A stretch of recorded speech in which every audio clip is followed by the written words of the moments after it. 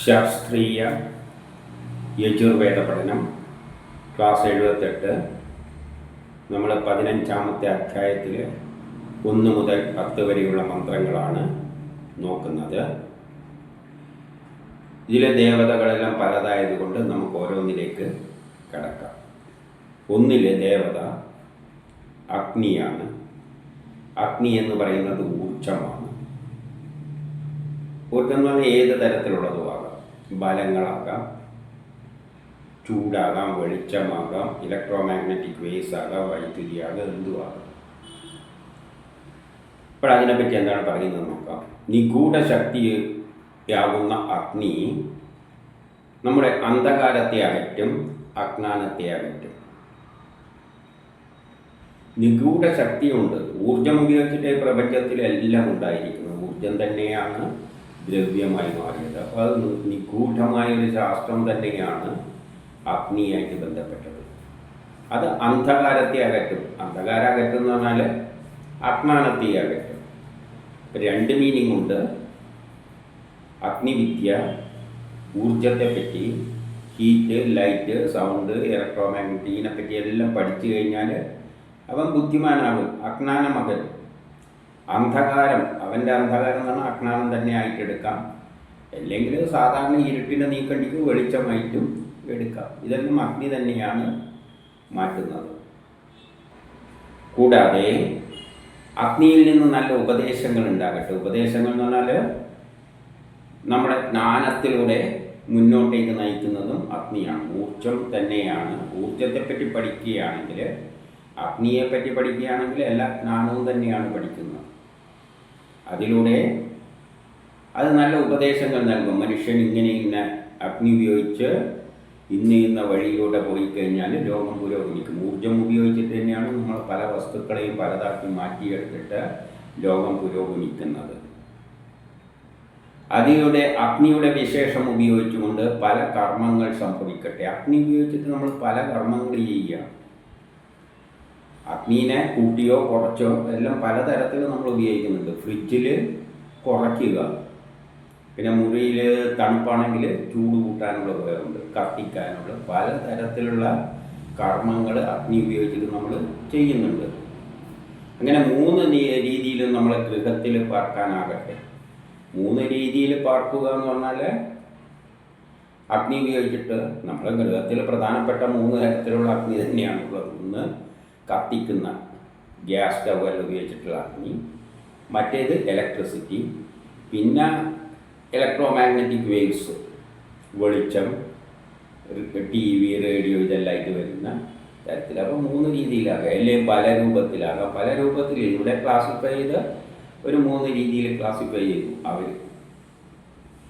ഇനി 2 എന്താണ് പറയുന്നത്? അതും അഗ്നിയെപ്പറ്റി തന്നെയാണ്. അഗ്നിയുടെ കാരുണ്യം കൊണ്ടാണ് അന്ധകാരം അജ്ഞാനവും എല്ലാം മാറുന്നത്. നേരത്തെ പറഞ്ഞത് തന്നെ. അവിവേകവും ഇല്ലാതാകട്ടെ. വിവേകമില്ലായ്മ. അഗ്നിയെ മനസ്സിലാക്കുക എന്നുള്ളത് സയൻസ് മനസ്സിലാക്കുക എന്ന് തന്നെയാണ്. അഗ്നി ഉപയോഗിച്ചിട്ടാണല്ലോ ഈ പ്രപഞ്ചത്തിലെല്ലാം ചെയ്യുന്നത്. അപ്പോൾ അഗ്നിയെ മനസ്സിലാക്കി കഴിഞ്ഞാൽ എല്ലാ കർമ്മങ്ങളെയും പറ്റി മനസ്സിലാവുകയാണ്, എല്ലാ സയൻസും മനസ്സിലാക്കുകയാണ്. അതിലൂടെ എന്താവും? വിവേകം ഉദിക്കും. വിവേകം ഉദിച്ചു കഴിഞ്ഞാൽ ചിന്തയിലും പ്രവൃത്തിയിലും എന്തുണ്ടാകും? നന്മ നിറയും. അപ്പോൾ സയൻസ് പഠിക്കുന്നവർ, ജ്ഞാനം നേടുന്നവർ ശരിയായ രീതിയിലാണ് അധിക പേരും പോവുക. ചിന്തയിലും പ്രവൃത്തിയിലും നന്മ നിറയും. സയൻസ് പഠിക്കുന്നവർ, ശരിയായ നിലയിൽ ചിന്തിക്കുന്നവർ ലോക നന്മയ്ക്ക് വേണ്ടി തന്നെയാണ് പ്രവർത്തിക്കുക. എല്ലായ്പ്പോഴും അവർക്ക് വിജയം സംഭവിക്കും. അങ്ങനെ ജ്ഞാനം നേടിക്കഴിഞ്ഞാൽ അഗ്നി വിദ്യ ഉപയോഗിച്ചുകൊണ്ട് നമുക്ക് എല്ലാ വിജയങ്ങളും നേടാം. ചന്ദ്രനിലടക്കം നമുക്ക് പോകാം, അഗ്നിയുടെ സഹായം ഉണ്ടായാൽ, ജ്ഞാനം നേടിയാൽ. അങ്ങനെ ഉള്ളിൽ നിന്ന് ഒരു അലസത ഒഴിഞ്ഞു പോകട്ടെ. നമ്മൾ അഗ്നി കിട്ടുമ്പോൾ നമുക്ക് ഉഷാറ് കിട്ടും. ശരീരത്തിന് ഉഷാറ് കിട്ടുമ്പോൾ നമ്മളെ ഈ ഒരുമാതിരി അലസതയിൽ ഒഴിഞ്ഞു കിട്ടും. നീ എന്തിങ്ങനെ ചുണ്ടുകൂടി ഇരിക്കുന്ന, ഒന്നും കഴിച്ചില്ലേ എന്നാണ് ചോദിക്കുക. കഴിക്കുമ്പോൾ ഊർജ്ജം കിട്ടും, അഗ്നി കിട്ടും, അപ്പോൾ ആക്റ്റീവാകും. അപ്പോൾ ഇതെല്ലാം സാധാരണ നമുക്കറിയുന്ന വിഷയങ്ങൾ തന്നെയാണ് ഉള്ളത്. അധികം എക്സ്പ്ലനേഷൻ്റെ ഒന്നും ആവശ്യം ഇല്ല. ഇനി നമുക്ക് മൂന്നാമത്തേല് 16 കലകൾക്കും സ്തുതി അർപ്പിക്കുന്നു. 16 കലകളെ പറ്റിയെല്ലാം നമ്മൾ പണ്ട് പറഞ്ഞിട്ടുണ്ട്. അതിന് സ്തുതി അർപ്പിക്കുന്നു. ഐശ്വര്യവും ശക്തിയും ലഭിക്കട്ടെ. നമ്മളിൽ 16 തരം കലകളുണ്ട്, ആക്ട് ചെയ്യുന്നുണ്ട്. പലതരം അതിനെ ക്ലാസിഫൈ ചെയ്തതാണ്. അതിലൂടെ ഐശ്വര്യവും ശക്തിയും നൽകട്ടെ.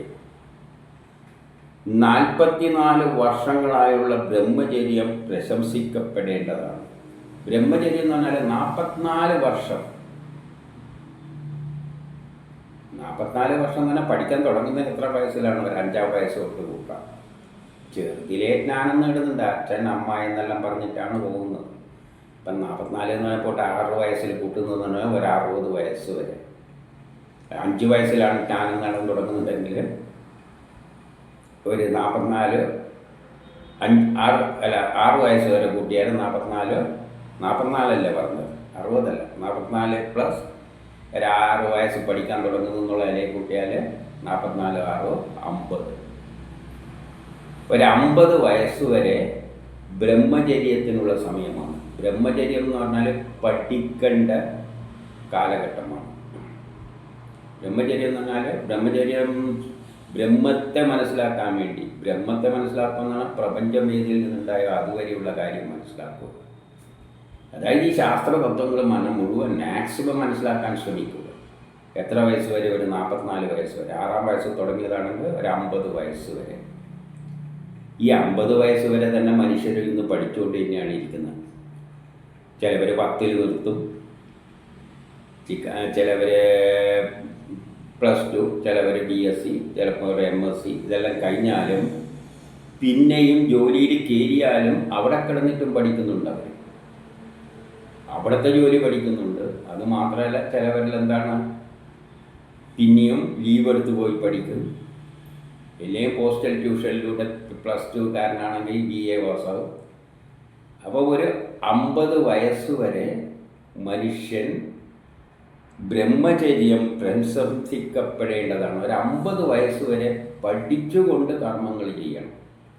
പഠിക്കേണ്ട കാലത്ത് പഠിക്കുക. ഇനി ജോലി പ്രവേശിക്കുകയാണെങ്കിലും അതിൻ്റെ കൂട്ടത്തിലും പഠിക്കണം. അത് ഉയരാൻ വേണ്ടിയിട്ട്. ജ്ഞാനത്തിലൂടെയാണ് നമ്മൾ ഉയരുന്നത്.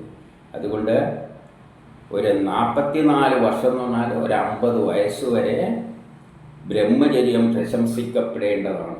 നമ്മൾ പഠിച്ചുകൊണ്ടിരിക്കുന്നുണ്ടെങ്കിൽ അത് പ്രശംസിക്കേണ്ട കാര്യമാണ്.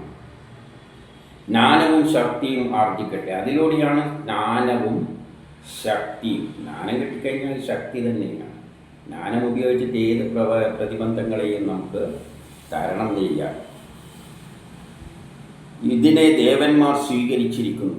ദേവന്മാർ എന്ന് പറഞ്ഞാൽ ഈ പ്രകൃതിയിലുള്ള എല്ലാ വസ്തുക്കളും ജ്ഞാനത്തിലൂടെയാണ് നമ്മളുമായിട്ട് ബന്ധപ്പെടുന്നത്. ഉദാഹരണമായിട്ട് വെള്ളം ദേവതയായി. വെള്ളത്തെപ്പറ്റി, വെള്ളത്തിൻ്റെ ഗുണങ്ങൾ, അതിൻ്റെ ഉപയോഗം മനസ്സിലാക്കി കഴിഞ്ഞാൽ നമ്മൾ എന്ത് ചെയ്യും? വെള്ളം നഷ്ടപ്പെടാതെ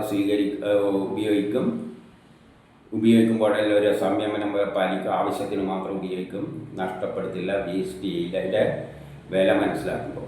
പിന്നെ വെള്ളം കുടിക്കുമ്പോൾ ചൂടാക്കിയിട്ട് കുടിക്കണം. ഇങ്ങനെയെല്ലാം ഉള്ളത്. പിന്നെ വേസ്റ്റ് വാട്ടർ ഉണ്ടെങ്കിൽ കെട്ടിക്കിടക്കാൻ സമയം. അപ്പോൾ ഇവർ ജ്ഞാനം നേടുമ്പോൾ ആ വസ്തുക്കളുമായിട്ട് നമ്മൾ ബന്ധപ്പെട്ടുകൊണ്ട് പ്രവർത്തിക്കും. ഏത് വസ്തുവിനെ പറ്റി, അതാണ് ദേവതകളെ പറ്റി പഠിക്കുമ്പോൾ നമ്മൾ അതുമായിട്ട് ബന്ധപ്പെട്ടുകൊണ്ട് യജ്ഞങ്ങൾ ചെയ്യും.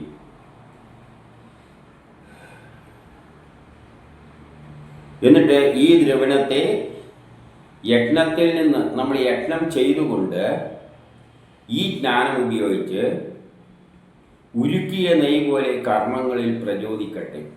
ഉരുക്കിയ നെയ് പോലെ നമ്മൾ കർമ്മങ്ങളിൽ പ്രചോദിക്കട്ടെ. അപ്പം നമ്മൾ ജ്ഞാനം നേടിയിട്ട് നമ്മൾ യജ്ഞങ്ങൾ ചെയ്യുക. ജ്ഞാനം നേടിയതിൻ്റെ ശേഷം യജ്ഞങ്ങൾ ചെയ്യുക. യജ്ഞങ്ങൾ ചെയ്തിട്ട് നമ്മൾ ഉന്നത നിലയെ പ്രാപിക്കണമെന്നാണ് പറയുന്നത്. ജ്ഞാനത്തിൻ്റെ മഹത്വം തന്നെയാണ് ഇവിടെ പറയുന്നത്. ഇനി 4-ൽ പറയുകയാണ്, സന്തോഷം നൽകുന്നത് ജ്ഞാനമാണ്. പഠിപ്പാണ് സന്തോഷം നൽകുന്നത്. അതാണ് നല്ല വിദ്യാഭ്യാസമുള്ള ആൾക്കാർ അധികം സന്തോഷവാന്മാരായി.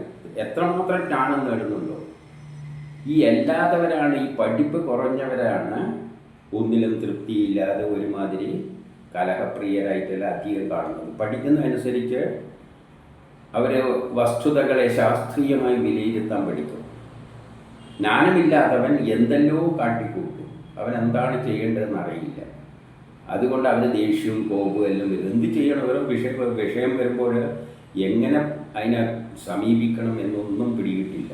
അതുകൊണ്ട് അവർക്ക് സന്തോഷവും കിട്ടില്ല. അതുകൊണ്ട് സന്തോഷം ലഭിക്കുന്നത് ജ്ഞാനത്തിലൂടെയാണ്. ഈ ഛന്ദസ് ശംഭുവാകുന്നു. അപ്പം ഇത്തരം വിഷയങ്ങളെല്ലാം വേദങ്ങളിൽ എക്സ്പ്ലെയിൻ ചെയ്യുന്ന മന്ത്രങ്ങളുണ്ടെങ്കിൽ അതിൻ്റെ ഛന്ദസ് ശംഭുവാകുന്നു. ജ്ഞാനത്തെ സന്തോഷം നൽകുന്ന അത്തരം വിഷയങ്ങളെ പറ്റിയുള്ള സാമൂഹികപരമായ വിഷയങ്ങളെല്ലാം കൈകാര്യം ചെയ്യുന്നത്, മാനസിക സന്തോഷം അതുമായിട്ടെല്ലാം ബന്ധപ്പെട്ട വിഷയങ്ങൾ കൈകാര്യം ചെയ്യുന്ന ഛന്ദസ് വേദമന്ത്രങ്ങൾ. ഛന്ദസ് ഏതിലായിരിക്കും ഉണ്ടാവുക? ശംഭുവിലായിരിക്കും ഉണ്ടാവുക. ഈ പ്രകാശം, ഈ വിശ്വത്തിൻ്റെ ഈ പ്രകാശം ഏതാണ്? വിശ്വത്തിൻ്റെ പ്രകാശം ജ്ഞാനമാണ്. ആ മനസ്സും ആ വാക്കും ആ സ്ഥിരോത്സാഹവും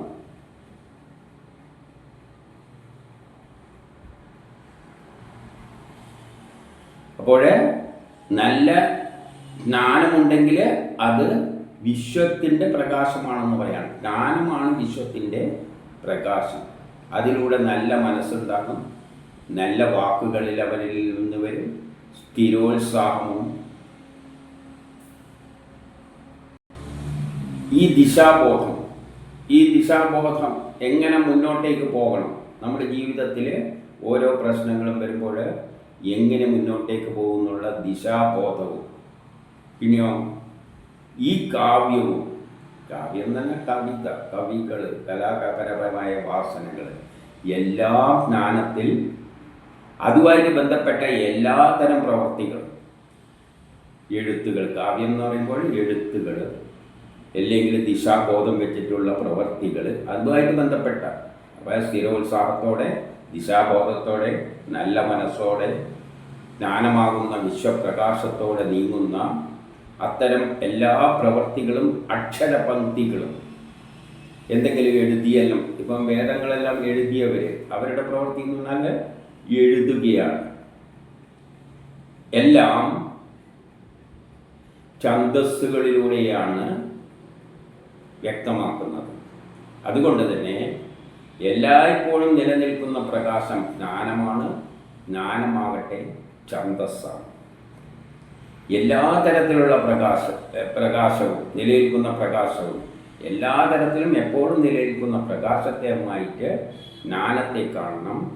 ജ്ഞാനമാകട്ടെ ഛന്ദസ്സാകുന്നു. ഛന്ദസ്സിലൂടെയാണ് നമ്മൾ, ജ്ഞാനം എന്താണ്? തിരിച്ചറിയാനുള്ള കഴിവ്. അത് ഛന്ദസ്സാകുന്നു. ഛന്ദസ്സിലൂടെയാണ് തിരിച്ചറിയേണ്ടത്. അപ്പം വേദങ്ങൾ എഴുതിയിട്ടുള്ളത് വരികളുടെ അർത്ഥം ഛന്ദസ്സിലൂടെയാണ് തിരിച്ചറിയേണ്ടത്. അതാണ് ജ്ഞാനം. വേദത്തിൽ കുറേ എഴുതി പിടിപ്പിച്ചിട്ടുണ്ട്, അടിയിൽ കൊടുത്തിട്ടുണ്ട് ഛന്ദസ്. ഇതെന്തിനെ പറ്റിയാണ് പറയുന്നത്? പശുവിനെ പറ്റിയാണോ? പശു എന്ന മൃഗത്തെ പറ്റിയാണോ? ഭൂമിയെ പറ്റിയാണ്. പശു എന്ന് പറയുമ്പോൾ ഭൂമിയാകാം, അല്ലെങ്കിൽ ഇലക്ട്രോൺ ആകാം, അല്ലെങ്കിൽ സാധാരണ പശു ആകാം, അല്ലെങ്കിൽ മൃഗം എന്ന നിലയിലെടുക്കാം. അപ്പം ഏതാണ് എന്ന് ആ വേദത്തിൻ്റെ അർത്ഥം മനസ്സിലാക്കുന്നത് ജ്ഞാനമാണ്. ആ ജ്ഞാനം ഏതിലൂടെയാണ് മനസ്സിലാക്കേണ്ടത്? ഛന്ദസ്സിലൂടെയാണ് മനസ്സിലാക്കേണ്ടത്. അപ്പോൾ ഒരു വേദത്തിൻ്റെ അർത്ഥം മനസ്സിലാക്കേണ്ടത് ഛന്ദസ് മനസ്സിലാക്കണം. അതുകൊണ്ട് ജ്ഞാനം എന്നത് ഛന്ദസ്സാകുന്നു. ഇനി 5 കളങ്കത്തെ നശിപ്പിക്കുന്ന കർമ്മം ഛന്ദസ്സാണ്. അപ്പം ശരിയായ അർത്ഥത്തിൽ മനസ്സിലാക്കി അർപ്പിക്കുന്ന കർമ്മം ഛന്ദസ്സിലൂടെയാണ് വേണ്ടത്. വേദത്തിൻ്റെ അടിസ്ഥാനത്തിൽ ഒരു കർമ്മം ചെയ്യുമ്പോൾ അത് ഛന്ദസ്സിലൂടെയാണ് കളങ്കമില്ലാതെ ചെയ്യാൻ പറ്റുക. അതുകൊണ്ടാണ് വേദത്തിൻ്റെ അർത്ഥം ശരിക്കും മനസ്സിലാക്കാതെ പലതരത്തിൽ ഛന്ദസ്സുകളൊന്നും നോക്കാതെ വായിക്കുന്നതെന്ന് പറയുന്നത് കളങ്കത്തോടു കൂടിയതാണ്. വേദങ്ങളെ ആ വരിയും വായിച്ചിട്ട് എന്തെങ്കിലും പറയുന്നത് കളങ്കിതമാണ്. ആ കളങ്കത്തെ നശിപ്പിക്കണ്ടെങ്കിൽ ഛന്ദസ്സുകളിലൂടെ സമീപിക്കണം. വേദവരികളെ ഛന്ദസ്സിലൂടെ അതെന്താണ് ആ വരിയുടെ അർത്ഥം എന്ന് മനസ്സിലാക്കിയിട്ട് സമീപിക്കണം. തിന്മയെ നശിപ്പിക്കുന്ന കർമ്മവും ദൃഢനിശ്ചയവും തപസ്സും സ്ഥിരോത്സാഹവും പുരോഗമനവും സ്വാതന്ത്ര്യവും സാക്ഷാത്കാരവും വായുവും ധൂപവും പ്രകാശലോകങ്ങളും അഗ്നിയും അന്നവും വാക്കും മനസ്സും അപരിഗ്രഹവും സേവനവും പ്രയത്നവും വിഘ്നമില്ലായ്മയും സ്വാസ്ഥ്യവും വിമുക്തിയും അംഗഗണിതവും ഛന്ദസ്സുകളാകുന്നു. അപ്പോൾ തിന്മയെ നശിപ്പിക്കുന്ന കർമ്മം ഛന്ദസ്സിലൂടെയാണ്. വേദത്തിലെ ഒരു വരിയുടെ അർത്ഥം മനസ്സിലാക്കിയിട്ട് അതിനെ വ്യാഖ്യാനിച്ചിട്ട് എന്തെങ്കിലും കാട്ടിക്കൂട്ടുന്നത് തിന്മയാണ്. നമുക്കറിയാലോ, വേദത്തിൻ്റെ പേരിൽ വേദം എന്താണ് പറയുന്നത്? എല്ലാവരെയും മനുഷ്യരെ കാണാൻ ശ്രമിക്കുക, എല്ലാവരെയും ഈശ്വരനായിട്ട്, മനുഷ്യരല്ല ബ്രഹ്മമായിട്ട് കാണാൻ ശ്രമിക്കുക, എല്ലാ മനുഷ്യരെയും. ആ വേദം പഠിച്ചിട്ട് അർത്ഥം മനസ്സിലാക്കാത്തവരാണ് എന്തു പറയുന്നത്? നമ്മൾ സനാതനക്കാർ, അവർ ക്രിസ്ത്യാനി, അവർ മുസ്ലിം എന്നെല്ലാം പറഞ്ഞ് ജനത്തെ തരംതിരിച്ച് ബ്രാഹ്മണ ക്ഷത്രിയ വൈശ്യർ എന്നെല്ലാം തരംതിരിച്ചിട്ട് പലതായി കണ്ട് തമ്മിൽ തല്ലുന്നത് തിന്മയാണ്. ആ തിന്മയെ നശിപ്പിക്കുന്ന കർമ്മം ഛന്ദസ്സാണ്. അതെങ്ങനെ നടക്കാൻ പറ്റുള്ളൂ? അർത്ഥം ശരിക്കും മനസ്സിലാക്കണം. വേദം എന്താണ് പറയുന്നത് എന്നുള്ള അർത്ഥം ശരിക്കും മനസ്സിലാക്കിയാൽ കാണുന്നതിനെ എല്ലാം ബ്രഹ്മമായിട്ട് കാണാൻ പറ്റും. അത് തിന്മയെ നശിപ്പിക്കും. ഛന്ദസ്സിൻ്റെ അടിസ്ഥാനത്തിൽ വരും വേദങ്ങളുടെ അർത്ഥങ്ങൾ മനസ്സിലാക്കണം. അപ്പം ദൃഢനിശ്ചയമുണ്ടാകും. നമുക്ക് ദൃഢമായ ഒരു നിശ്ചയമുണ്ടാകും. ഒരു വേദവരി പറയുമ്പോൾ അതെന്താണ് എന്ന് ദൃഢമായ നിശ്ചയമുണ്ടാകും. ഇന്ന് വേദം ചോദിച്ചു നോക്കൂ, വലിയ ആത്മീയവാദികളാണെങ്കിൽ വേദവരിയുടെ അർത്ഥമെന്ന് പറയാമോ എന്ന് ചോദിക്കുമ്പോൾ അവർ പറയുക അതൊന്നും അതിലൊന്നും വലിയ കാര്യമൊന്നുമില്ല. ഒരു ദൃഢനിശ്ചയമില്ല. എന്താണ് അതിൻ്റെ അകത്തുള്ളതെന്നുള്ളത് നിശ്ചയമില്ല. പക്ഷേ വേദത്തിൻ്റെ അർത്ഥം ശരിക്കും മനസ്സിലാക്കുന്നവർക്ക് ദൃഢമായ ഓരോ കാര്യത്തിനും ദൃഢമായ നിശ്ചയമുണ്ടാകും. ഏതിനെ എങ്ങനെ സമീപിക്കണം? കാരണം വേദത്തിൽ ഇല്ലാത്തതായിട്ട് ഒന്നുമില്ല. എല്ലാ ജ്ഞാനവും തികഞ്ഞതാണ്. ഇത് മനസ്സിലാക്കുമ്പോൾ നമുക്ക് ഏത് വിഷയമുണ്ടാകുമ്പോഴും എന്ത് സമീപനമെടുക്കണമെന്നുള്ളൊരു ദൃഢനിശ്ചയം നമുക്ക് ഉണ്ടാകും. തപസ്, അത് പിന്നെ സ്ഥിര ഉത്സാഹം. വേദജ്ഞാനം നേടിക്കഴിഞ്ഞാൽ ഉത്സാഹം ഉണ്ടാകും. ഒരു ജ്ഞാനമില്ലാത്തവരാണ് എന്ത് ചെയ്യേണ്ടതെന്നത് അറിയാതെ. ജ്ഞാനമുണ്ടെങ്കിലോ അവർക്ക് എങ്ങനെ മുന്നോട്ടേക്ക് പോകണമെന്നുള്ള നല്ല ധാരണ. പുരോഗമനം, അതിലൂടെയാണ് ലോകത്തിൻ്റെ പുരോഗമനം ഉണ്ടാകുന്നത്, പുരോഗതി ഉണ്ടാകുന്നത്. ജ്ഞാനം നേടുമ്പോൾ സ്വാഭാവികമായിട്ട് ലോകം പുരോഗമിക്കും. സ്വാതന്ത്ര്യം എപ്പോഴാണ് കിട്ടുന്നത്? വേദം അർത്ഥസഹിതം മനസ്സിലാക്കുമ്പോൾ. വേദം എന്താണ് പറയുന്നത്? ആരും ആരേക്കാളും മുകളിലോ താഴെയോ അല്ല, എല്ലാം ബ്രഹ്മമാണ്. ഓരോ കർമ്മം ചെയ്യാൻ വേണ്ടി ജനിച്ചു. ഇപ്പം PSCയിൽ ഒരു ജോലി കിട്ടിക്കഴിഞ്ഞാൽ ക്ലർക്കാണ്. ചിലപ്പോൾ അവിടുത്തെ ക്ലർക്കാക്കും.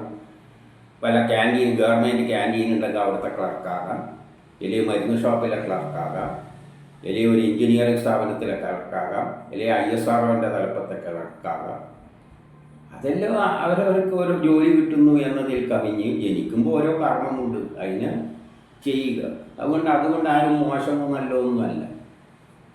എല്ലാവരും ബ്രഹ്മമാണ്, എല്ലാവരും തുല്യമായി കാണാൻ പറ്റുകയാണ്. അങ്ങനെ വരുമ്പോൾ എല്ലാവരും സ്വതന്ത്രരാണ്. അങ്ങനെ ചിന്തിക്കുന്ന ഒരു ലോകമുണ്ടാകുമ്പോൾ എല്ലാവരും സ്വതന്ത്രരാണ്. അവരവരുടെ കർമ്മം ചെയ്തങ്ങ് പോകും. അത് വേദം പഠിച്ചാലേ പറ്റുകയുള്ളൂ. വേദം പഠിക്കണമെങ്കിൽ ഛന്ദസ്സുകളുടെ അടിസ്ഥാനത്തിൽ വേദത്തെ മനസ്സിലാക്കണം. സാക്ഷാത്കാരം, നമ്മുടെ ജീവിതത്തിൻ്റെ ലക്ഷ്യമെന്താണ്, അതും വേദം പറഞ്ഞു തരുന്നുണ്ട്. ബ്രഹ്മസാക്ഷാത്കാരം. ആ ബ്രഹ്മത്തിന് വേണ്ടിയാണ് നമ്മൾ കർമ്മം ചെയ്യുക. അത് തന്നെയാണ് ബ്രഹ്മസാക്ഷാത്കാരം. ബ്രഹ്മത്തിന് വേണ്ടി കർമ്മം ചെയ്യുക, ലോകത്തിന് വേണ്ടി കർമ്മം ചെയ്യുക. വായു എന്താണ്, ഭൂമി എന്താണ് എന്നല്ല, പ്രകാശലോകങ്ങൾ, ഈ ലോകത്തെ പറ്റിയുള്ള എല്ലാ വിവരങ്ങളും എന്തിലുണ്ട്? വേദത്തിലുണ്ട്. പ്രപഞ്ചഘടന നമുക്കറിയാം. 7 ലോകങ്ങളാണ്, അതിൻ്റെ ഘടന എന്താണ്, 49 മരുത്തുക്കൾ കൂടിയതാണ്. പക്ഷെ ഇതെല്ലാം ഇതിലൂടെയാണ് മനസ്സിലാക്കിയത്, വേദത്തിലൂടെ. എങ്ങനെ മനസ്സിലാക്കി? ഛന്ദസ്സുകളുടെ അടിസ്ഥാനത്തിലെ വേദവരികളെ വിലയിരുത്തിക്കൊണ്ട്. അന്നവും പലതരം വസ്തുക്കൾ ഉണ്ടാക്കാൻ നമുക്ക് വേദത്തിലൂടെ പറ്റും. അഗ്നി, വായു, വാക്ക്, മനസ്സ്, സേവനം, പ്രയത്നം, വിഘ്നങ്ങളെ ഇല്ലാതാക്കുക, സ്വാസ്ഥ്യം നേടുക, ഇതെല്ലാം തന്നെ അംഗഗണിതങ്ങൾ എല്ലാം തന്നെ ഛന്ദസ്സുകളാണ്. ഛന്ദസ്സിലൂടെ വേണം വേദവരികളിലൂടെ ഇത്തരം കാര്യങ്ങളെല്ലാം മനസ്സിലാക്കാൻ. ഇനി 6 നന്മ ലക്ഷ്യമാക്കിക്കൊണ്ട്, നല്ല കാര്യം ഉദ്ദേശിച്ചുകൊണ്ട് അഗ്നി ഉപയോഗിച്ച് കർമ്മങ്ങളെ അനുഷ്ഠിക്കുക. അഗ്നി ഉപയോഗിച്ചിട്ടാണ് കർമ്മം ചെയ്യാൻ പറ്റുക. ഊർജ്ജമുണ്ടെങ്കിൽ കർമ്മം ചെയ്യുക. ഊർജ്ജം ഉപയോഗിച്ച് കർമ്മം ചെയ്യുമ്പോൾ നന്മ ലക്ഷ്യമാക്കിക്കൊണ്ട് ലോകത്തിൻ്റെ നന്മക്കായിട്ട് കർമ്മം ചെയ്യണം. എല്ലാ കർമ്മത്തിലും സത്യമാണ് നിലനിൽക്കേണ്ടത്. ചെയ്യുന്നതെല്ലാം സത്യമായിരിക്കണം. നമ്മൾ എന്ത് കർമ്മം ചെയ്യുമ്പോഴും സത്യം എന്താണ്? സത്യം തന്നെ ബ്രഹ്മം തന്നെ പ്രപഞ്ചത്തിന് വേണ്ടി ചെയ്യുക, ബ്രഹ്മത്തിനായിക്കൊണ്ട് ചെയ്യുക, പ്രപഞ്ചത്തിനായിക്കൊണ്ട് ചെയ്യുക. ധർമ്മത്തെ ദേവന്മാർ നിരീക്ഷിക്കട്ടെ. നമ്മൾ ചെയ്യുന്ന പ്രവർത്തികളെല്ലാം നല്ലതാണ് എന്ന് ദേവന്മാർ, പ്രകൃതികൾ, സൂര്യൻ, എല്ലാവരും നിരീക്ഷിക്കട്ടെ. ദേവന്മാർ എന്ന് പറഞ്ഞാൽ ഈ പ്രപഞ്ചത്തിലെ 33 കോടി ദേവതകൾ എല്ലാം ദേവതകളാണ്. അവരെല്ലാം നമ്മളെ കർമ്മങ്ങളെ നിരീക്ഷിക്കട്ടെ. അവരെല്ലാം നിരീക്ഷിക്കുന്നുണ്ട്. ഈ ലോകം നമ്മളെ നിരീക്ഷിക്കുന്നുണ്ട്, ഇവൻ എന്താണ് ചെയ്യുന്നത്. കർമ്മത്തിൻ്റെ ലക്ഷ്യം പ്രകാശമാനമാകട്ടെ. അതായത് പ്രകാശം എന്ന് പറഞ്ഞാൽ എല്ലാവരുടെയും അന്ധകാരം നീക്കിയിട്ട് നല്ലൊരു തെളിമയുണ്ടാക്കുക. അപ്പം നമ്മൾ കർമ്മങ്ങൾ ചെയ്യുന്നതും ലോകത്തിൻ്റെ അന്ധകാരം മാറ്റിയിട്ട് ലോകത്തെ സുന്ദരമായ പ്രകാശമാനമായി മാക്കുന്ന തരത്തിലുള്ള കർമ്മമാണ് നമ്മൾ ചെയ്യേണ്ടത്. കർമ്മപ്രകാശത്താലും സത്യഹസ്തത്താലും വിവേകി അന്വേഷണം തുടരട്ടെ. കർമ്മപ്രകാശം, കർമ്മം ചെയ്യാനുള്ള പ്രകാശം, അതേതിൽ നിന്നാണ്? ജ്ഞാനത്തിൽ നിന്നാണ് ഉള്ളത്.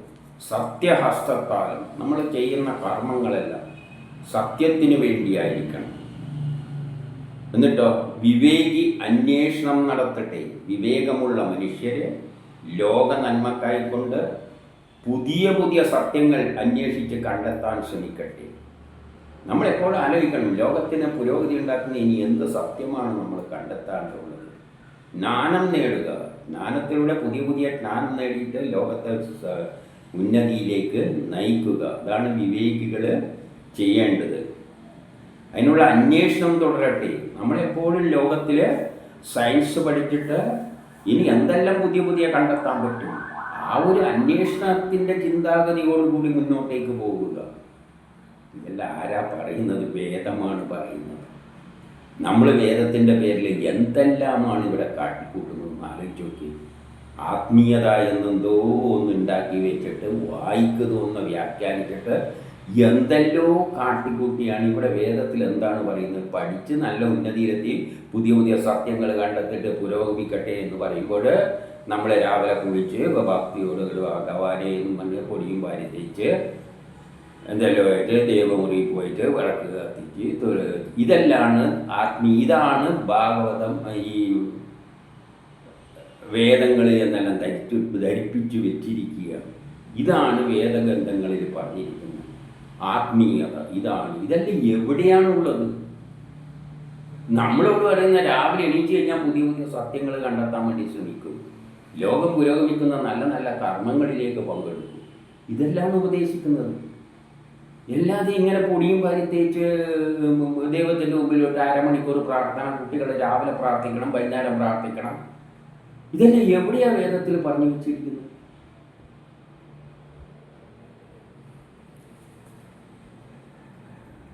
പ്രകാശത്തെയും ഭൂമിയെയും ചേർക്കുന്നത് അന്തരീക്ഷത്തിലാണ് ഈ പ്രകാശവും ഭൂമിയും ആകാശവും എല്ലായിട്ട് കൂട്ടിച്ചേർക്കുന്ന പ്രകാശമുള്ളത്. അപ്പം നമ്മുടെ കർമ്മങ്ങളും ജ്ഞാനം നേടുമ്പോൾ പ്രകാശ സമാനമായിട്ട് നമ്മളെ ബഹിരാകാശവുമായി ബന്ധിപ്പിക്കും നമ്മളെ ചിന്തകളെ.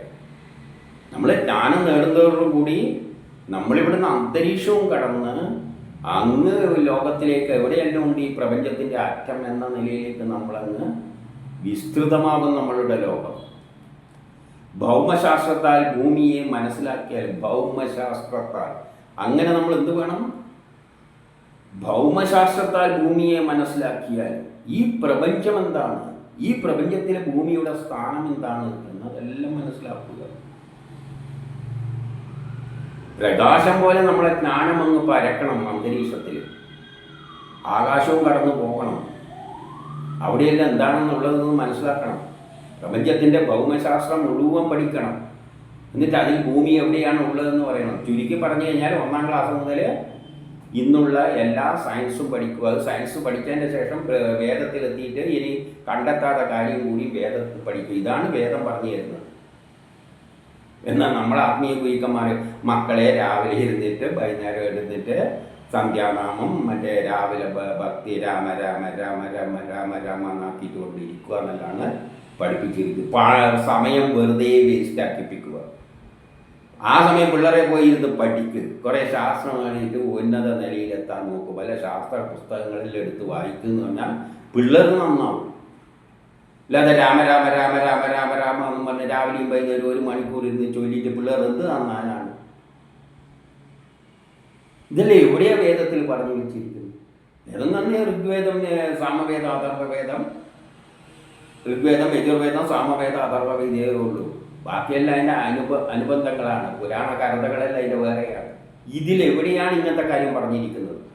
നമ്മളിപ്പോൾ 4 വേദങ്ങളും വഴിക്ക് പോവുകയാണ്. ഒരുത്തിയിൽ പോയി രാമ രാമ രാമ രാമ എന്ന് രാവിലെ പറയാനും കുട്ടികളെ പിടിച്ചിട്ട് ഇങ്ങനെ പ്രാർത്ഥിക്കാനെല്ലാം പറയുന്നത് എവിടെയാണ് കണ്ടിട്ടുള്ളത്? ഇവിടെ പറയുന്നത് എന്താണ്? ഭൗമശാസ്ത്രത്തിൽ ഈ ഭൂമിയെ മനസ്സിലാക്കുക. മഴയെയും ശാസ്ത്രം കൊണ്ട് തന്നെ അറിയണം. മഴ എന്താണ്? മഴ ശാസ്ത്രം കൊണ്ട് അറിയണം. എന്താ ഈ മഴ ഇങ്ങനെയാണ് പെയ്യുന്നത്? എങ്ങനെയാണ്? ശാസ്ത്രം കൊണ്ട് അറിയാൻ തന്നെ ചൂട് കൊണ്ടുമ്പോൾ വെള്ളം ബാഷ്പീകരിച്ച് മുകളിലിപ്പോൾ അരൈസ് ചെയ്യും. ഒരു സീസൺ വരുമ്പോൾ ഒരു സീസൺ എന്താണ് ആ സീസൺ? ഗ്രഹം എവിടെ വരുമ്പോഴാണ് അത് തമ്മിൽ കൂടിച്ചേരുന്നത്? എന്തുകൊണ്ടാണ് ഗ്രഹം അവിടെ വരുമ്പോൾ കർക്കിടക മാസത്തിലാകുമ്പോൾ മഴ പെയ്യുന്നത്? എന്താണ് സംഭവിക്കുന്നത്? അതിൻ്റെ പിന്നിലുള്ള സയൻസ് എന്താണ്? ഇതെല്ലാം മനസ്സിലാക്കാനാണ് ശ്രമിക്കാൻ പറയുന്നത് വേദം. രാത്രിശാസ്ത്രത്തിലൂടെ രാത്രിയെയും അഷ്ടവസ്തുക്കളുടെ ശാസ്ത്രങ്ങളുടെയും അഷ്ടവസ്തുക്കളെയും 12 ആദിത്യന്മാരുടെ ശാസ്ത്രത്തെയും 12 ആദിത്യന്മാരെയും തിരിച്ചറിയുക. അതായത് പ്രപഞ്ച രഹസ്യം 12 സൂര്യന്മാരുണ്ട് എന്ന് മനസ്സിലാക്കണം. നമ്മളിന്ന് ഭരിക്കുന്നത് സൂര്യൻ ഒന്നാണ്. സൂര്യൻ ഒന്നല്ല. സൂര്യൻ 12ആയി തിരിച്ചിട്ടുണ്ട്. മേടത്തിലെ സൂര്യൻ എന്ന് പറഞ്ഞാൽ ഭയങ്കരനാണ്. നമ്മൾ അടുത്തൊന്ന് ചൂടെടുത്ത് പൊരിയും ആ സൂര്യൻ. ഇടവത്തിലെ സൂര്യനോ എന്ത് നല്ല സൂര്യനാണ്, വലിയ കുഴപ്പമൊന്നുമില്ല, ചെറിയ മഴയെല്ലാം പെയ്ത്. മിഥുനത്തിലാണെങ്കിൽ വേറൊരു സൂര്യൻ. കർക്കിടകത്തിലെ സൂര്യനാണെങ്കിൽ പിന്നെ കാണാൻ പോലും പറ്റില്ല. എല്ലാം മേഘയെല്ലാം മൂടിക്കിടന്നിട്ട് നിസ്സഹായനായൊരു സൂര്യൻ. പക്ഷെ മഴ നല്ലോണം പെയ്യിച്ചു.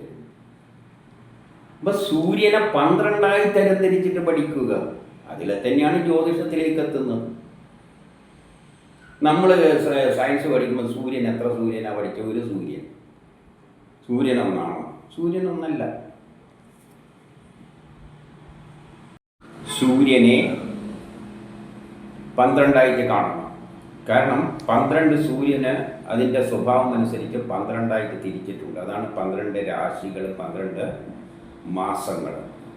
അത് ജ്യോതിഷവുമായിട്ട് ബന്ധപ്പെട്ട കാര്യങ്ങളാണ്. അങ്ങനെ ഓരോന്നിനെയും ഓരോ ദേവതകളെയും, സൂര്യൻ ദേവതയാണ്, കല്ല് ദേവതയാണ്, മാങ്ങ ദേവതയാണ്, ചക്ക ദേവതയാണ്, എല്ലാം ദേവതയാണ്. 33 കോടിയുണ്ട്.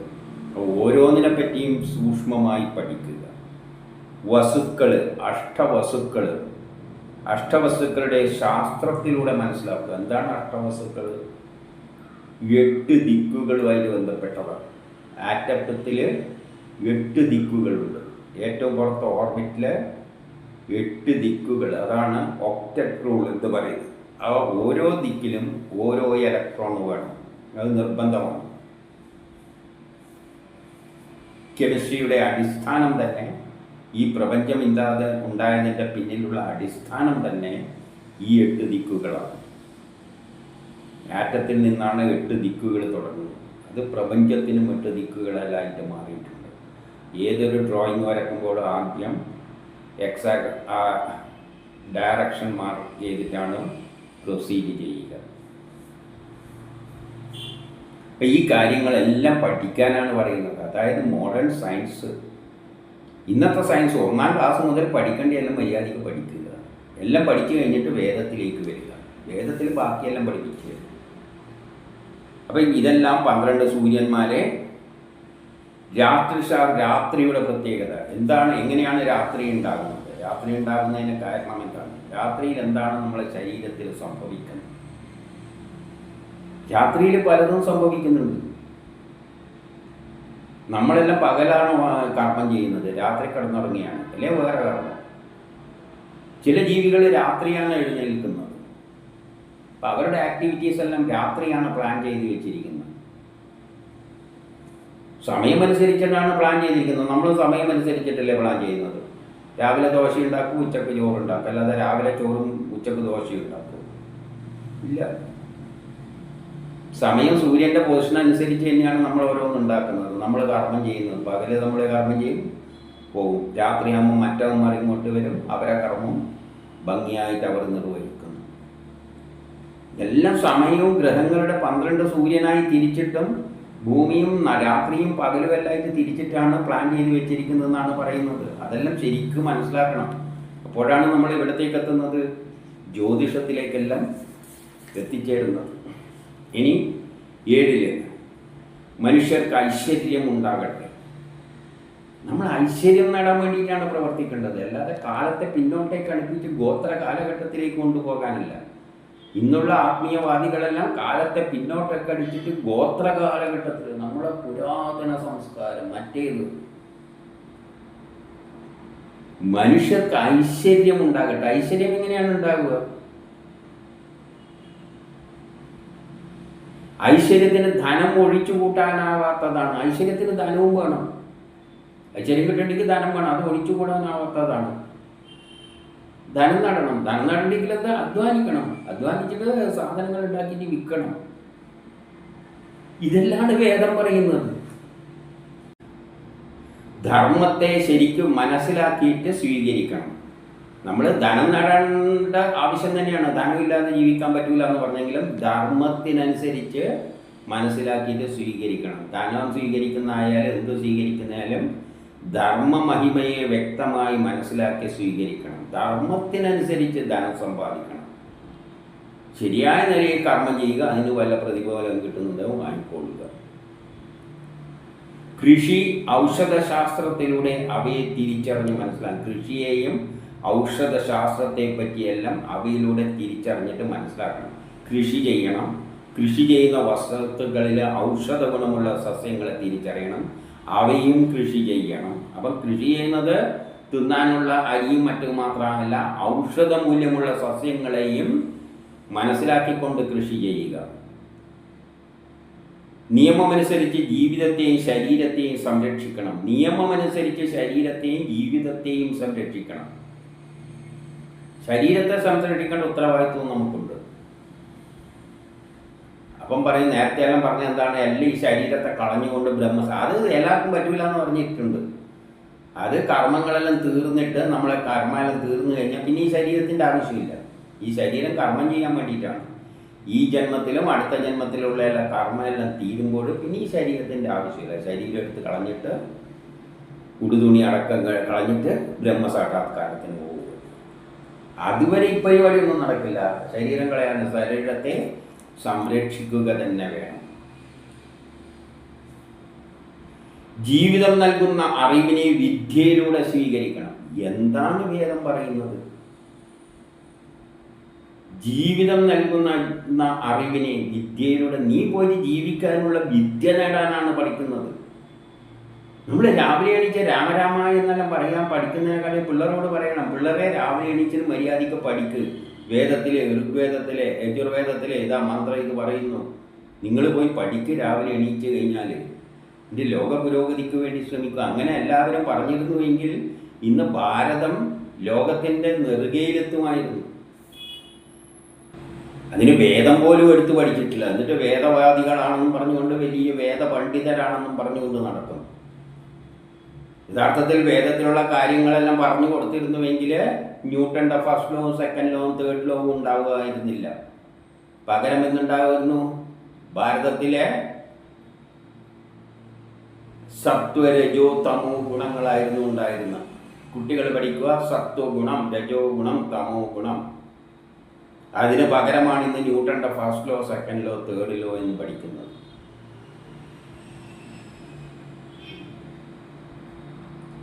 ആരുടെ കുഴപ്പമാണ്? നമ്മളെ കുഴപ്പമാണ്. ഈ വേദങ്ങൾ പറയുന്ന മാതിരി പോയിരുന്നുവെങ്കിൽ ഇപ്പോഴും ചെയ്യുന്ന ഇതാണ്. പുസ്തകം എടുത്ത് പഠിക്കാനൊന്നും അല്ല ഗുരുനാക്കം. ഈ വേദത്തിൽ അത് പറയുമ്പോൾ അതൊന്നും അല്ല പറയുന്നത്. നിങ്ങൾ രാമ രാമ രാമ രാമ രാമ രാമ രാവിലെ തൊട്ട് വൈകുന്നേരം വരെ ചൊല്ലിയാൽ പറ്റുമെങ്കിൽ രാവിലെ തൊട്ട് വൈകുന്നേരം വരെ പിള്ളേർ ഇങ്ങനെ ജപിച്ചുകൊണ്ടിരിക്കട്ടെ. എല്ലാ ഐശ്വര്യവും നേടിക്കട്ടെ. ജീവിതം നൽകുന്ന അറിവിനെ വിദ്യയിലൂടെ സ്വീകരിക്കുക. ജീവിതം നൽകുന്ന അറിവ് എന്താണ്? സയൻസ് തന്നെയാണ്. 100% സയൻസ്. ആധുനിക സയൻസ് തന്നെ പഠിക്കണം.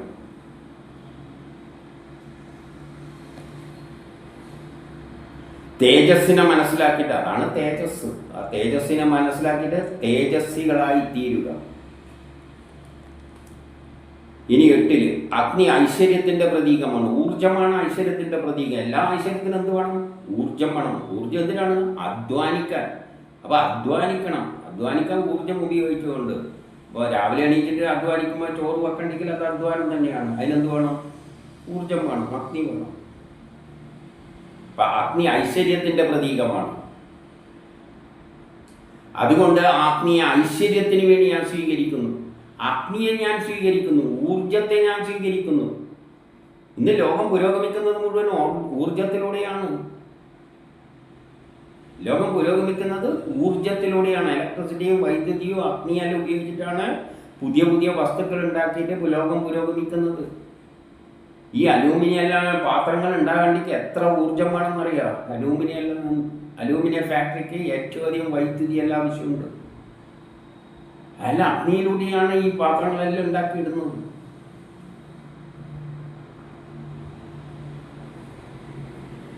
വിദ്യാജ്ഞാനത്തിന് വേണ്ടി ഞാൻ സ്വീകരിക്കുകയാണ്. വിദ്യയെ ജ്ഞാനം കിട്ടുവാൻ വേണ്ടി ഞാൻ സ്വീകരിക്കുകയാണ്. പറഞ്ഞ തന്നെ വിദ്യന്റെ കാര്യം തന്നെ എടുത്തെടുത്ത് പറയുന്നത്. എന്നാൽ നമ്മുടെ ആത്മീയ ഗുരുക്കന്മാർ എന്താ പഠിപ്പിക്കുന്നത്? വേദത്ത് സയൻസുമായിട്ട് ഒരു ബന്ധമില്ല. ഇത് വേറെ എന്തോ സംഗതിയാണ്. വേദത്തിന് സയൻസ് ഒന്നുമില്ല. വേദം എന്ന് പറയുന്നത് വേറെ എന്തോ ആണ്. ഇങ്ങനെ ചൊല്ലിക്കൊണ്ടിരിക്കുമ്പോൾ എന്തെല്ലോ പൊന്തി അങ്ങ് മുകളിൽ വരെ എത്തും.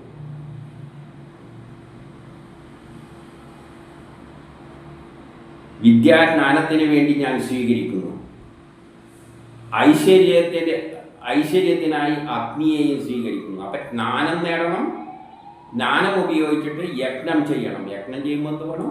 അഗ്നി വേണം, ഊർജം വേണം, പെട്രോൾ വേണം, വൈദ്യുതി വേണം, തീ വേണം, എല്ലാം വേണം. അത് ചൈതന്യവുമാകുന്നു. ചേതസ്സിന് വേണ്ടിയാണ് ഞാൻ നിങ്ങളെയെല്ലാം സ്വീകരിക്കുന്നത്. അപ്പം വിജ്ഞാനത്തെയും ജ്ഞാനത്തെയും പഠിപ്പിനെയും വിദ്യയെയും മോഡേൺ സയൻസിനെയും അഗ്നിയെയും ഊർജത്തെയും ഇലക്ട്രിസിറ്റിയെയും എല്ലാത്തിനെയും ഗ്യാസ് സ്റ്റൗവിനെയും എല്ലാം ഞാൻ സ്വീകരിക്കുന്നത് എന്തിനു വേണ്ടിയാണ്? തേജസ് നേടാൻ വേണ്ടിയാണ്.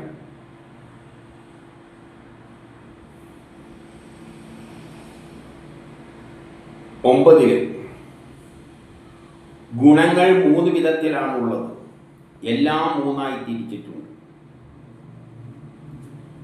എല്ലാം ദ്വയമായിട്ട് തിരിച്ചു കഴിഞ്ഞാൽ ആ ദ്വയത്തിൽ നിന്നാണ് മൂന്നാമത്തെ ഉണ്ടാകുന്നത്. ഇലക്ട്രോണും പ്രോട്ടോണുമായിട്ടാണ് തിരിച്ചെങ്കിൽ ഗുണം എന്താണ്? Positive proton, negative electron. അതിൽ നിന്നാണ് മൂന്നാമത്തെ ഉണ്ടായത്. എന്ത്? ന്യൂട്രോൺ. പോസിറ്റീവ് അല്ല, നെഗറ്റീവ് അല്ല. അപ്പം ഗുണങ്ങൾ 3 തരത്തിലാണ്. ആ ഗുണം തന്നെയാണ് സത്വഗുണം, രജോ ഗുണം, തമോ ഗുണം. രജോ ഗുണവും തമോ ഗുണവുമാണ് ഉള്ളത്. അതിൻ്റെ മധ്യത്തിൽ കിടക്കുന്നതാണ് സത്വഗുണം. ആദ്യമുണ്ടായ പദാർത്ഥം ഈ 3 ഗുണങ്ങളോട് കൂടിയതാണ്. ആദ്യമുണ്ടായ പദാർത്ഥത്തിനെല്ലാം ഈ 3 ഗുണങ്ങളുണ്ട്. ആദ്യമുണ്ടായത് ഇലക്ട്രോൺ, പ്രോട്ടോൺ ആൻഡ് ന്യൂട്രോൺ. സത്വ രജോ തമോ ഗുണത്തിൽ നിന്നാണ് പ്രപഞ്ചമുണ്ടായത്. ത്രിഗുണങ്ങൾ സൃഷ്ടി സ്ഥിതി സംഹാരം. അപ്പം ആദ്യമുണ്ടായതെല്ലാം മൂന്നിലൂടെയാണ് ഉണ്ടായിരിക്കുന്നത്. അഗ്നി ഞാൻ അതിനെ ഉൾക്കൊണ്ടിരിക്കുന്നു. അഗ്നിയോട് പറയുകയാണ് ഈ 3 ഗുണങ്ങളെയും ഞാൻ ഉൾക്കൊണ്ടിരിക്കുന്നു. ആ 3 ഗുണങ്ങൾ ഉപയോഗിച്ചുകൊണ്ടാണ് അഗ്നിയിലൂടെ നാം യജ്ഞങ്ങൾ ചെയ്യുന്നത്. സത്വ രജോ തമോ ഗുണങ്ങൾ ഉപയോഗിച്ചുകൊണ്ടാണ് നമ്മൾ അഗ്നി ഉപയോഗിച്ച് യജ്ഞം ചെയ്യുന്നത്. ഈ പ്രപഞ്ചം പദാർത്ഥജന്യമാണ്. ഈ ജഗത്ത് എന്ന് പറയുന്നത് പദാർത്ഥങ്ങൾ കൊണ്ടുണ്ടാക്കിയതാണ്. എന്തെല്ലാം പദാർത്ഥങ്ങളുണ്ട്? മണ്ണുണ്ട്, കാൽസ്യം, സിലിക്കൺ ഡയോക്സൈഡ്, ഇങ്ങനെയെല്ലാം വസ്തുക്കളെ കൊണ്ടാണ്, കാർബൺ, ഇങ്ങനെയെല്ലാം ഉള്ള പദാർത്ഥങ്ങളെ കൊണ്ടാണ് ഈ ജഗത്ത് ഉണ്ടാക്കുന്നത്. ലോക വിവേകത്തിനായി ഞാൻ നിനക്കടുത്തെത്തുന്നു, നിന്റെ അടുത്തെത്തുന്നു. ലോകത്തിലുള്ള എല്ലാ വസ്തുക്കളുടെ അടുത്തേക്ക് ഞാൻ എത്തുകയാണ്. എന്തിനു വേണ്ടി? നിങ്ങളെയെല്ലാം പഠിച്ച് മനസ്സിലാക്കാൻ വേണ്ടിയിട്ട്. ഈ പ്രപഞ്ചത്തിലുള്ള എല്ലാ വസ്തുക്കളുടെയും അടുത്തേക്ക് ഞാൻ എത്തുകയാണ്. ഈ പ്രപഞ്ചത്തിൽ എന്തെല്ലാം വസ്തു ഉണ്ടോ അതിൻ്റെ അടുത്തെല്ലാം ഞാൻ പോയി ചെന്ന് നോക്കുകയാണ്. ഇവിടുത്തെ നോക്കിയിട്ട് മതിയായിട്ടാണ് പിന്നെ ചന്ദ്രനിൽ പോയി നോക്കുന്നത്, പിന്നെ ചൊവ്വയിൽ പോയി നോക്കുന്നത്, ബുധനിൽ പോയി വ്യാഴത്തിലേക്കെല്ലാം നമ്മൾ പോയി നോക്കിയാണ് അവിടെയെല്ലാം എന്താണുള്ളതെന്ന്. ലോക വിവേകത്തിനായി ഞാൻ നിനക്കടുത്തെത്തുന്നു.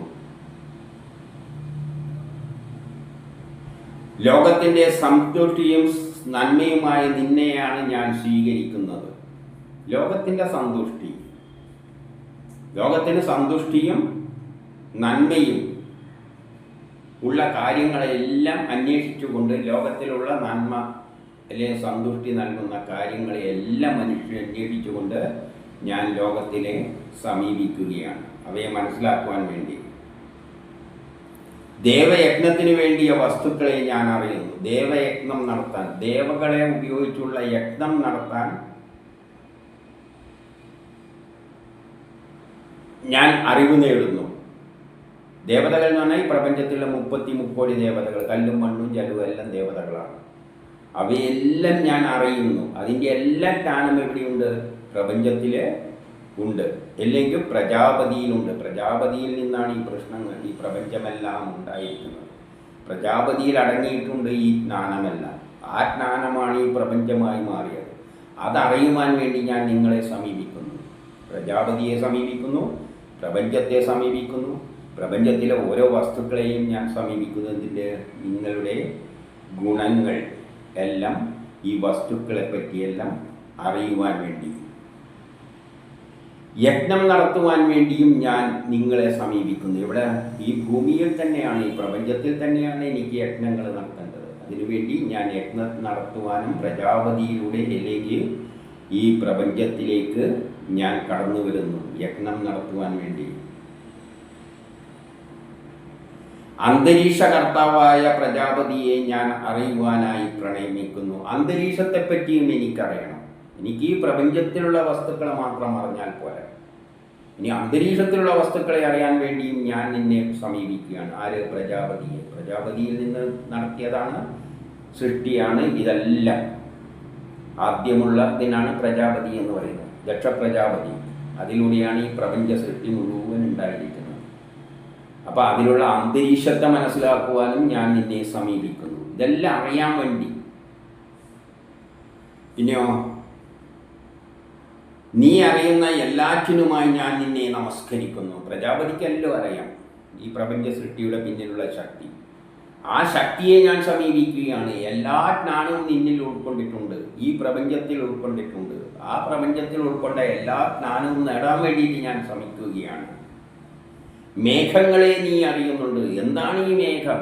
ഈ മേഘം എവിടെ നിന്ന് വന്നു എന്നെല്ലാം നിനക്കറിയാം. അത് അറിയാൻ വേണ്ടി ഞാനും ശ്രമിക്കുന്നു. എങ്ങനെ? മേഘം എങ്ങനെ ഉണ്ടായിരുന്നു? ഭൂമിയിലുള്ള വെള്ളം അവിടെ പൊടിയിൽ പറ്റി ചേർന്നിട്ടാണ് മേഘമായിട്ട് മാറിയത്. അതിനെപ്പറ്റിയെല്ലാം ഞാൻ അറിയാൻ ശ്രമിക്കുകയാണ്. അതിനുവേണ്ടി ഞാൻ നിന്നെ നമസ്കരിക്കുന്നു. നീ എനിക്ക് ആ ജ്ഞാനമെല്ലാം എനിക്ക് നൽകുക.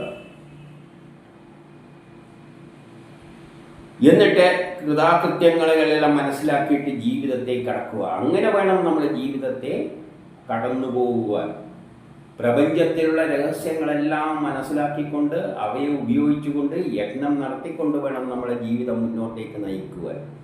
അങ്ങനെ ശാസ്ത്രജ്ഞന്മാരെല്ലാം അധ്വാനിച്ചതിൻ്റെ ഫലമായിട്ടാണ് നമ്മൾ ഇന്ന് ഈ ലെവലിൽ എത്തി നിൽക്കുന്നത്. ഈ പ്രപഞ്ചത്തിലുള്ള എല്ലാ വസ്തുക്കളും ഉപയോഗിച്ചുകൊണ്ട് നമ്മൾ പുതിയ പുതിയ വസ്തുക്കൾ ഉണ്ടാക്കിയിട്ട് നമ്മൾ ഈ ലെവലിലേക്ക് എത്തിയത് ഈ പ്രപഞ്ചത്തിൽ നിന്ന് പ്രജാപതിയിലൂടെ ഉണ്ടായ ഈ പ്രപഞ്ചത്തിൻ്റെ പിന്നിലുള്ള ശാസ്ത്രതത്വങ്ങളെല്ലാം മനസ്സിലാക്കി കൊണ്ടാണ്.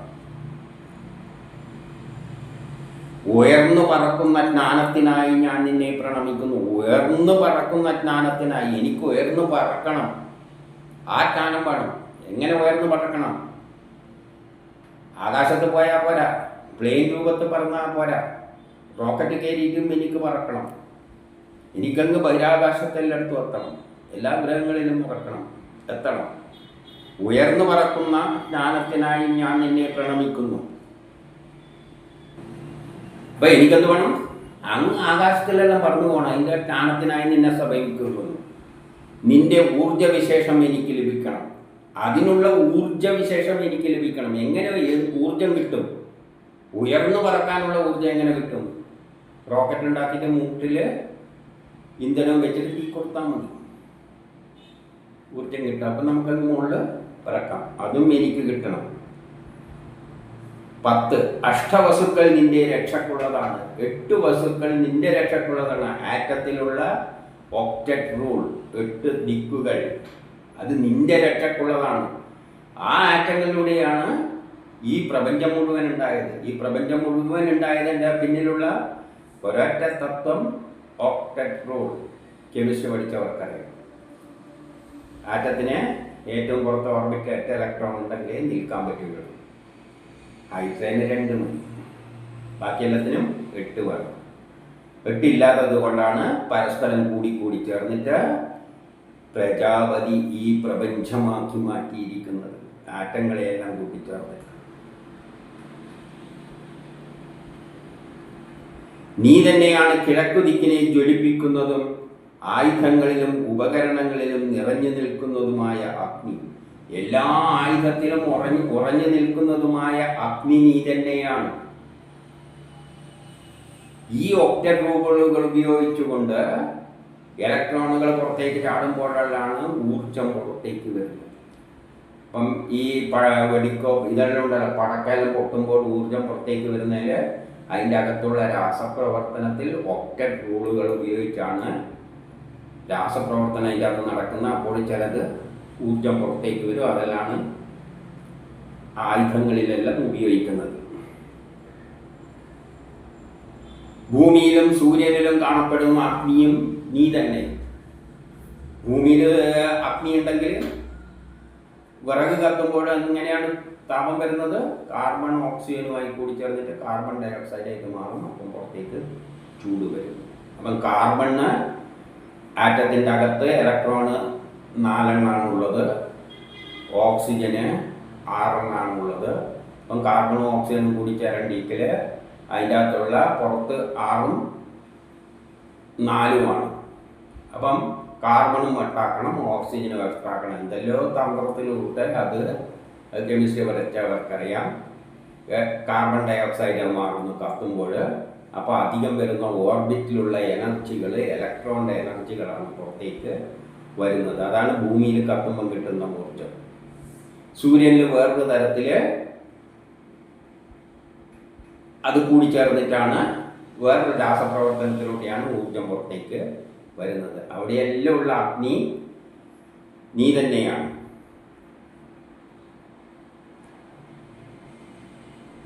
ഇവിടെയൊക്കെയും സാമവും രഥന്ധരവും കുടികൊള്ളുന്നു. ഇവിടെയൊക്കെയും സാമമുണ്ട്. സാമം എന്താണ്? സോമം.